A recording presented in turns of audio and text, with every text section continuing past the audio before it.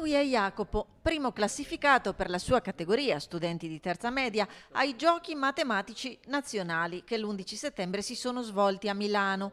Vicentino, 14 anni compiuti ad agosto, adesso al primo anno del liceo Quadri, ha conquistato il podio contendendoselo tra le menti più brillanti dello stivale. Una propensione ereditata dal papà e una passione che coltiva da quando ha scoperto il fascino dei numeri dai quali non si distacca mai al punto da indossarli. È nata alle elementari, da quando era la mia materia preferita, lo è sempre stata.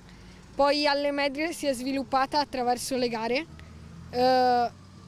In prima sono riuscita sono andato abbastanza bene, invece in seconda un po' meno, e in terza è arrivato questo risultato che non mi aspettavo. Testa sulle spalle, concentrazione e umiltà. Non si attribuisce le qualità del genio che gli vengono riconosciute, ma sul futuro le idee sono già chiare.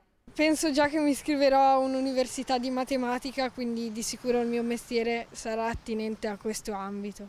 Punta ad entrare nelle squadre delle Olimpiadi di matematica che sono promosse nelle scuole superiori, per le quali il team di geni matematici è selezionato dall'Associazione Matesis di Vicenza, che li accompagna a concorsi ad hoc.